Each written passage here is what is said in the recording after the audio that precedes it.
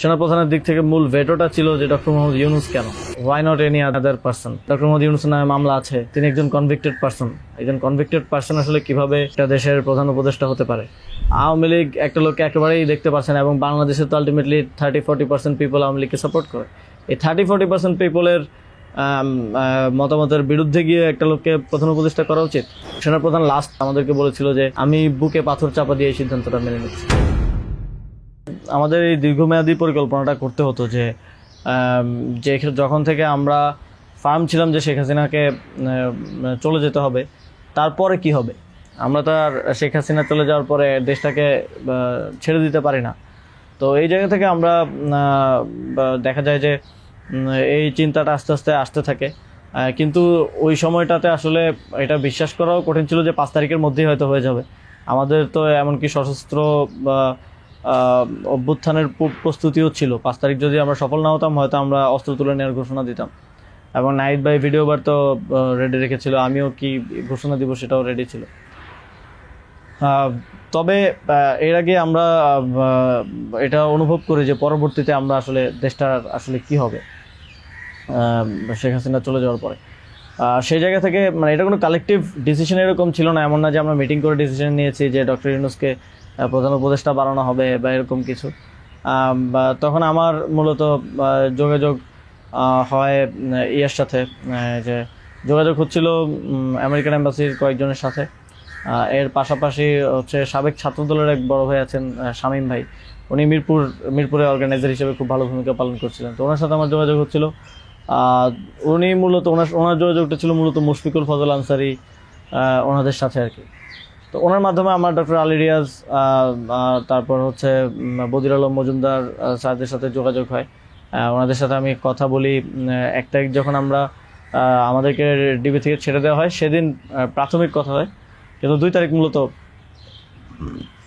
আসল কথাবার্তা শুরু হয়। ওনাদের সাথে কথা বলে এবং ওনাদেরকে তখন আমি জিজ্ঞেস করছিলাম যে ডক্টর মোহাম্মদ ইউনূস কি আসবেন কিনা যদি আমরা আহ্বান করি। তো সবার একটা কমন কথা ছিল উনি আসবেন না, কারণ ওনাকে এর আগেও তো অনেকবার চেষ্টা হয়েছে আহ্বান করার। ওই 24-এর নির্বাচনের আগেও একটা আলোচনা ছিল, এবং এর আগেও 19 সালের দিকে একটা আলোচনা ছিল। এর আগেও যখন তত্ত্বাবধায়ক সরকার ছিল তখনও ওনাকে আনার চেষ্টা করা হয়েছিল, বাট উনি সবসময় পলিটিক্যালি থেকে রিফিউজ করেছেন, দূরে থাকতে চেয়েছেন। তো আলী রিয়াজ স্যারও আমাকে বললেন, বদির আলম মজুমদার স্যারও বললেন যে উনি আসবেন না। আরও যাদের সাথে কথা হচ্ছিল উনি রাজি হবেন না, এই ধরনের একটা কথা ছিল। বাট আমি সরাসরি ওনার সাথেই কথা বলতে চাই, এবং তখন হচ্ছে ওই শামীম ভাই আমাকে ওনার বর্তমান যে এপিএস সাব্বির ভাইয়ের নাম্বার দেন। তো সাব্বির ভাইয়ের সাথে যোগাযোগ করার পর সাব্বির ভাই আমাকে বলেন যে আমি তো স্যারের সাথে নাই। তো স্যারের সাথে মঈন চৌধুরী নামের একজন তখন স্যারের প্রাইভেট সেক্রেটারি হিসেবে কাজ করছিলেন। তো সাব্বির ভাই আমাকে মঈন চৌধুরীর নাম্বার দেন। মঈন চৌধুরীর সাথে আমি যোগাযোগ করি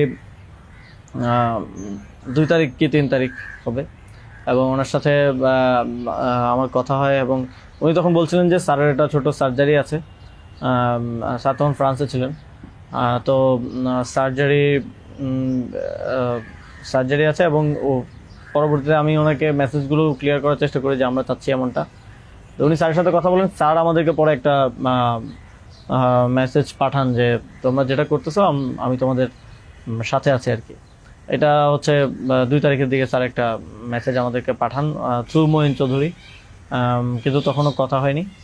স্যারের সাথে আমার প্রথম কথা হয় হচ্ছে, মানে আমি বারবার ইনসিস্ট করছিলাম সরাসরি কথা বলতে, কারণ সবাই অনুৎসাহিত করতেছে যে স্যার আসবেন না, আদার অপশনস দেখার জন্য, প্রধান উপদেষ্টা হিসেবে অন্য কাউকে দেখার জন্য অনেক নামও আসতেছিল, অনেক নামও সাজেশন আসতেছিল। কিন্তু আমার চিন্তাটা ছিল যে আমাদের যে অর্থনৈতিক ভঙ্গুর পরিস্থিতি, তারপরে একটা বিশেষ পরিস্থিতিতে আমরা সরকার গঠন করলে সেটার জাতীয় আন্তর্জাতিক যেই স্বীকৃতির ব্যাপার আছে, এগুলো আসলে ডক্টর মোহাম্মদ ইউনূস ছাড়া পসিবল হবে না। তো সেই জায়গা থেকে আমি বারবার যোগাযোগ করার চেষ্টা করি। পরে মঈন চৌধুরী স্যারের সাথে আমাকে কথা বলিয়ে দেন। সম্ভবত ওনার নাম্বার থেকেই প্রথম কথা বলা হয়, এবং স্যারকে আমি অ্যাপ্রোচ করার পরে স্যার আমাকে বললেন যে আমি হচ্ছে তোমরা অন্য কাউকে ভাবো।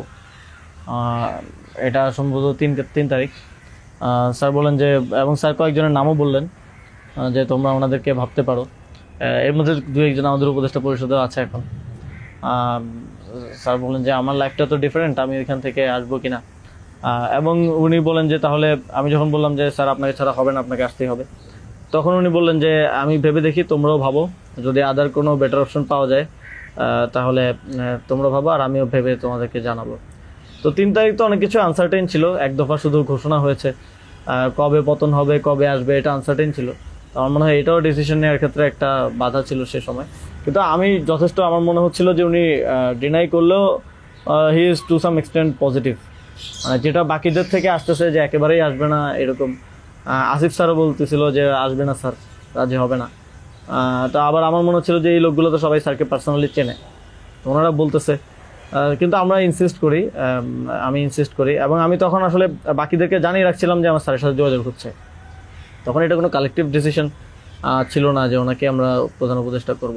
আমি নাহিদ ভাই, মাহফুজ ভাইদেরকে জানিয়ে রাখি যে আমার ওনার সাথে যোগাযোগ হচ্ছে, দেখি এটা কোথায় যায়। আর সবার কাছেই তো তখন সময়টা আনসার্টেন ছিল যে কখন পতন হবে, কখন সরকার হবে। এটা অনেক ফার সাইটেড আসলে বিষয় ছিল ওই সময়টাতে, কারণ আমাদের মনে হচ্ছিল না যে 5ই আগস্ট পতন হবে, আমাদের মনে হচ্ছিল যে আরও হয়তো দীর্ঘ সময় আমাদের লড়াই করতে হতে পারে। ইভেন সব ধরনের সম্ভাবনাই ছিল, এটা একটা গৃহযুদ্ধের দিকে যাওয়ার পরিস্থিতিও ছিল ওই সময়টাতে। তো পরবর্তীতে যখন এরপরও স্যারের সাথে আমার কমিউনিকেশন, স্যারের টিমের সাথে কমিউনিকেশন চলছিল।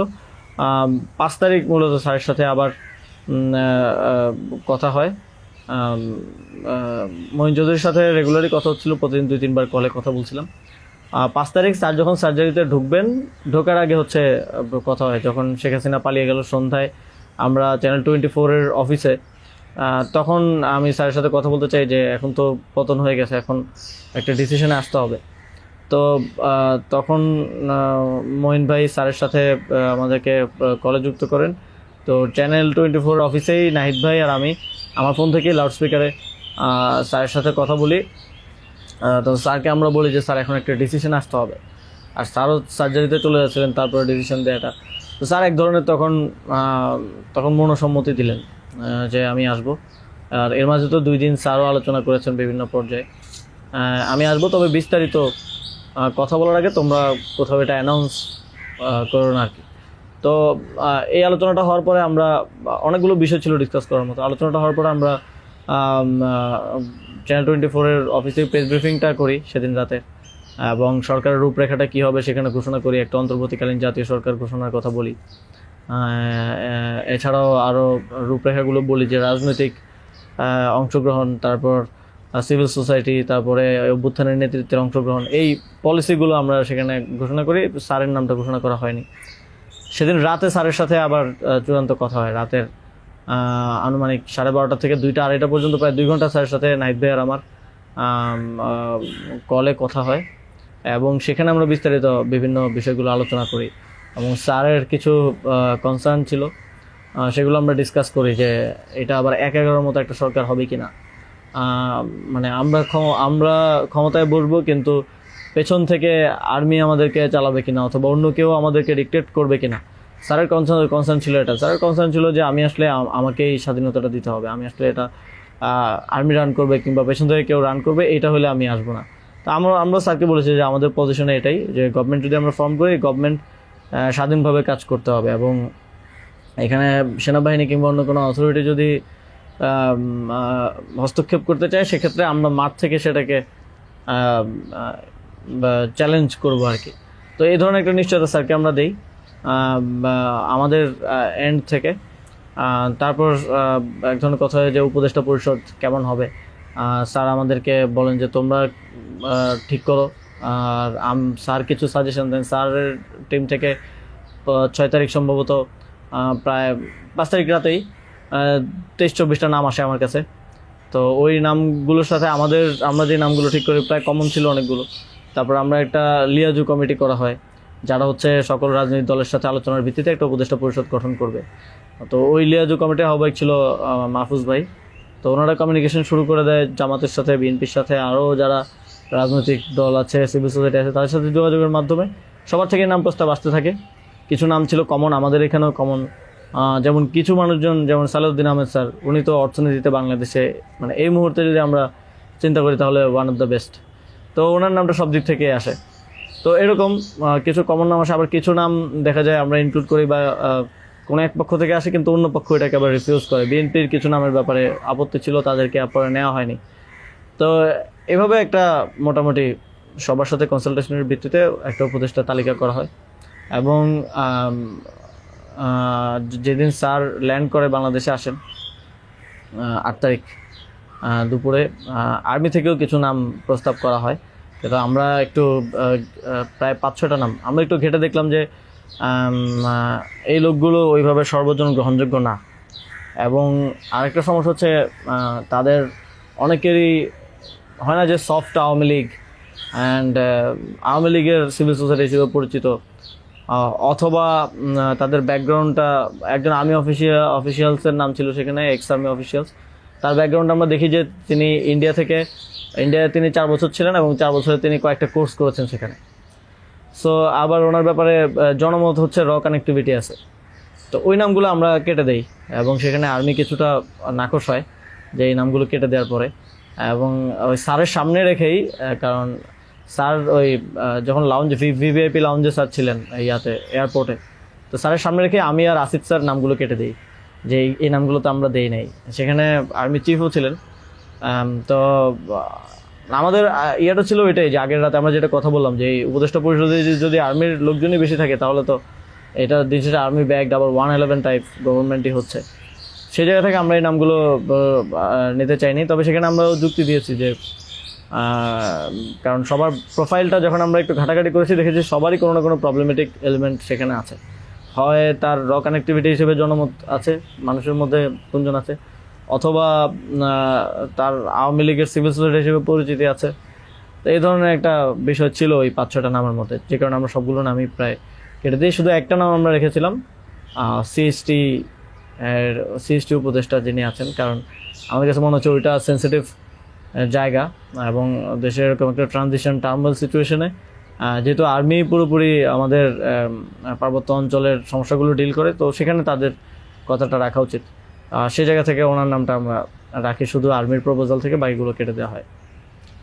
তো এভাবেই একটা এবং এছাড়াও আরেকটা ইয়ে ছিল যে 6 তারিখ আর্মির সাথে আমাদের একটা বৈঠক হয়, 3 বাহিনী প্রধান তারপর রাষ্ট্রপতি, প্রায় 4 ঘন্টার একটা বৈঠক হয়।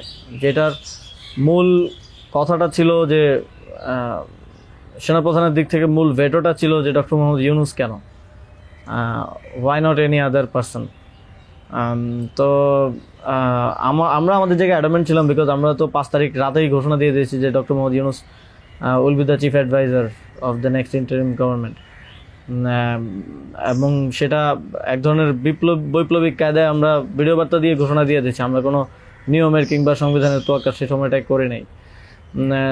কিন্তু উনি বারবার বলার চেষ্টা করছিলেন যে ডক্টর মোহাম্মদ ইউনূসের নামে মামলা আছে, তিনি একজন কনভিক্টেড পারসন। একজন কনভিক্টেড পারসন আসলে কিভাবে হতে পারে, একটা দেশের প্রধান উপদেষ্টা হতে পারে।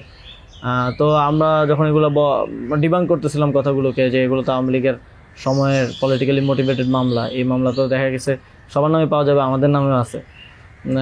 তো এটা বলার পর আবার ওনারা আরেকটা কথা বললেন যে সোসাইটির একটা বড় অংশ তো আসলে ওনাকে হেট করে, এবং বড় অংশ বলতে উনি তখন সরাসরি বলেছেন যে আওয়ামী লীগের অন্তর্বর্তীকালীন সরকারটা তো সবার কাছে গ্রহণযোগ্য হতে হবে। এখন আওয়ামী লীগ তো ডক্টর মোহাম্মদ ইউনূসকে 2 চোখে দেখতে পারে না, একদম অপছন্দ করে। তো এখন এই আওয়ামী লীগ একটা লোককে একেবারেই দেখতে পাচ্ছে না, এবং বাংলাদেশে তো আলটিমেটলি 30-40% পিপল আওয়ামী লীগকে সাপোর্ট করে। এই 30-40% পিপলের মতামতের বিরুদ্ধে গিয়ে একটা লোককে প্রধান উপদেষ্টা করা উচিত। তো আমরা তখন বললাম আওয়ামী লীগ এমন কিছু না যেটা নিয়ে এখন আমাদের কনসার্ন হওয়া উচিত। আওয়ামী লীগকে আমরা পরাজিত করেই এই প্ল্যাটফর্মে আসছি, এখানে আমরা বসছি।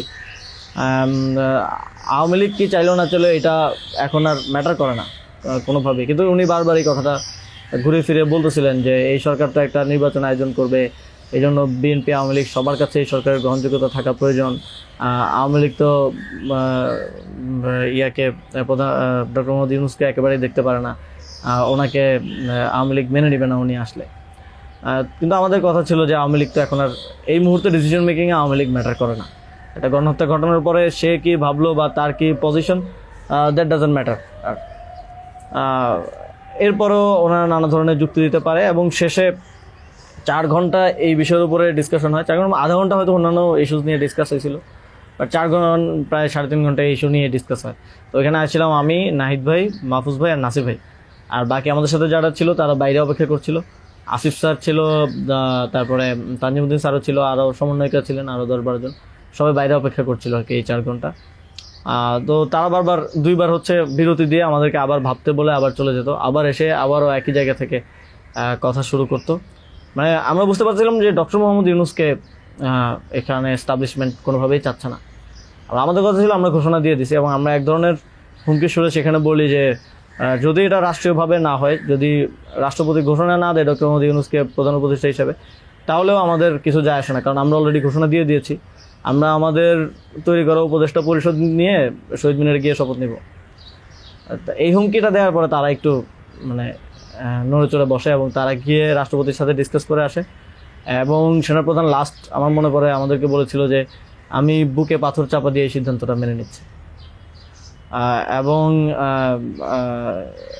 তো আমাদের জায়গাটা ছিল খুবই রিজেক্ট, যে ডক্টর মোহাম্মদ ইউনূসকে না আনতে পারলে এখানে একটা শক্ত সরকার গঠন করা পসিবল হবে না। এবং আর্মির যেই মোটিভেশন ছিল, এটা আবার 1-11-র মতো একটা সরকার গঠন করার তাদের মোটিভেশন ছিল। যখন তারা নামগুলো দেয়, 6টা-7টা উপদেষ্টার নাম দেয়, তখন এটা বোঝা যায়, এবং ডিকটেট করার এক ধরনের। তো আমরা যদি এখানে অন্য কাউকে নেই যার পার্সোনালিটি এত স্ট্রং না, তাহলে আলটিমেটলি আমরা আসলে অন্য কারো দ্বারাই পরিচালিত হব, ড্রিভেন হব। এই সরকারটা আত্মনির্ভরশীল একটা স্বতন্ত্র সরকার হতে পারবে না। তো তারপর তো ঘোষণা দেয়, রাষ্ট্রপতি ঘোষণা দেয় ডক্টর মোহাম্মদ ইউনূসকে প্রধান উপদেষ্টা হিসেবে 6 তারিখে, এবং 8 তারিখ হচ্ছে পরবর্তী উপদেষ্টা পরিষদটা গঠিত হয়। 8 তারিখ শপথ অনুষ্ঠানটা হয়। স্যার যখন সার্জারি শেষ করে দেশে আসেন, তারপর ওই দিন সন্ধ্যায় সরকারটা গঠিত হয়।